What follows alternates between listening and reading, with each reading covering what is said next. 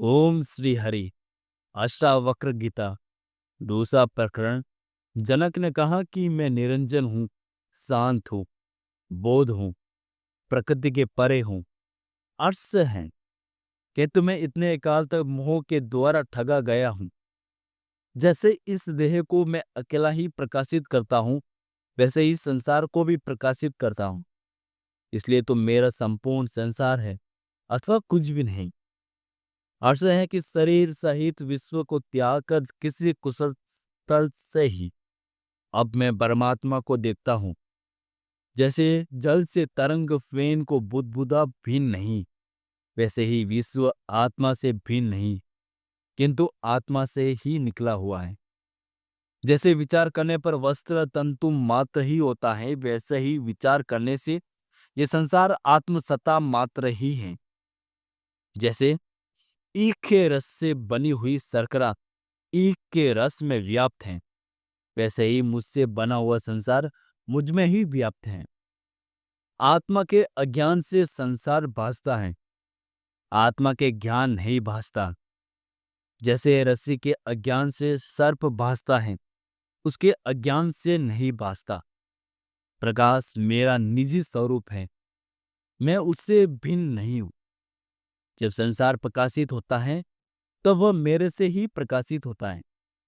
अर्थ है कि कल्पित संसार अज्ञान से मुझे ऐसा भासता है जैसे सीपी में चांदी, रस्सी में सांप, सूर्य की किरणों में जल फासता है।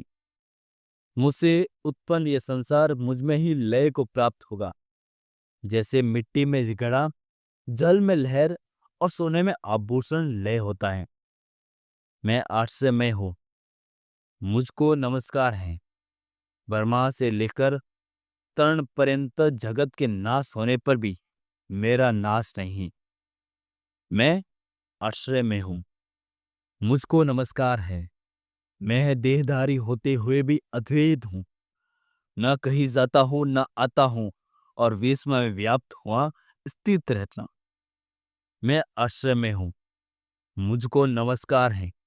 इस संसार में मेरे समान निपुण कोई नहीं, क्योंकि शरीर को स्पर्श किए बिना ही इस विश्व को सदा धारण किए रहता हूँ। मैं आश्रय में हूँ, मुझको नमस्कार है। मेरा कुछ भी नहीं अथवा मेरा सब कुछ है, जो मन और वाणी का विषय है। ज्ञान, ज्ञेय और ज्ञाता ये तीनों यथार्थ नहीं है। यहाँ ये तीनों अज्ञान से ही भासते हैं। मैं वही निरंजन हूँ। अहो, दुख का मूल द्वैत है, उसकी औषधि अन्य को ही नहीं। ये सब दर से मिथ्या है। मैं एक विशुद्ध चैतन्य रस हूँ। मैं बोध मात्र हूँ, किंतु मेरे द्वारा अज्ञान से उपाधि की कल्पना की गई है। इस प्रकार नित्य विचार करते हुए मैं निर्विकल्प में स्थित हूँ। अर्थ है मुझ में स्थित हुआ विश्व वास्तव में मुझ में स्थित नहीं, इसलिए न मेरा बंध है न मोक्ष। निश्चय ही शरीर युक्त ये विश्व कुछ भी नहीं, ये शुद्ध चैतन्य मात्र आत्मा है, तो इसकी कल्पना ही किसमें है। ये शरीर, स्वर्ग, नरक, बंधन, मोक्ष वह भय कल्पना मात्र ही है। उससे मुझ चैतन्य आत्मा को क्या प्रयोजन है। अर्थ है कि जन समूह में मुझे द्वैत दिखाई नहीं देता है। यह अरण्यवत हो गया है, तो फिर मैं किससे प्रेम करूं। न मैं शरीर हूं न मैं मेरा शरीर है। मैं जीव नहीं हूं, निश्चय ही मैं चैतन्य मात्र हूं। मेरा यही बंधन है था कि मेरे जीने की इच्छा थी। आश्रय की अनंत समुद्र रूप मुझ में चित्त रूपी हवा के उठने पर शीघ्र ही विचित्र जगत रूपी तरंगों पैदा होती है। अनंत महासागर रूप मुझ में चित्त रूप वायु के शांत होने पर भी जीव रूप व्यापारी के अभाग्य से जगत रूपी नौका नाश को प्राप्त होती है। अर्थ है कि अनंत महासागर रूप मुझ में जीव रूप तरंगे उठती है, पर इस पर संघर्ष करती हैं, खिलती हैं तथा स्वभाव से ही लय हो जाती है।